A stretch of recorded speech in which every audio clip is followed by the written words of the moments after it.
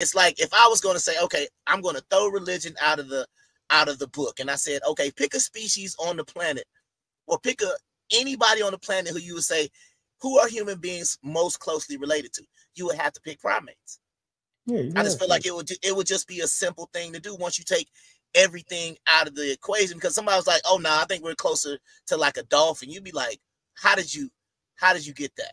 You know what I mean? But this is the wild things that you see on the internet, the wild things that you can kind of see where people, you know, this is the reason why I feel like science is always going to be a good foundation, because it will ground you in something that honestly just makes sense.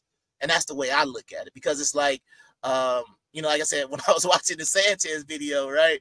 And I'm listening to, and this is sometimes what'll happen. Like, that's why I asked you about hominid, right? I didn't want to use humanoid, didn't want to use that term.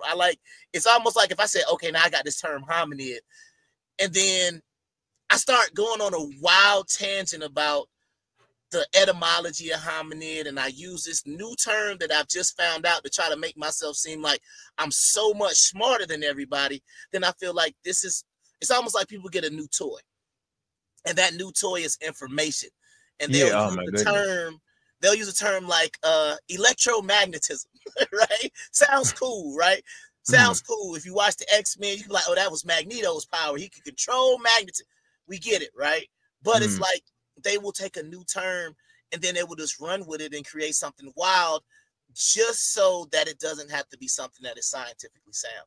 And that's why I always try to say things need to have some sort of grounding. And if you're going to call yourself a Christian, right, then it would only make sense for your beliefs to be grounded in the Bible. It doesn't make sense for you to say you're a Christian and your beliefs aren't grounded in the Bible. The same way, if you're going to say you're a scientist, but your beliefs aren't grounded in science, it just becomes weird. And I don't understand sometimes what people are doing.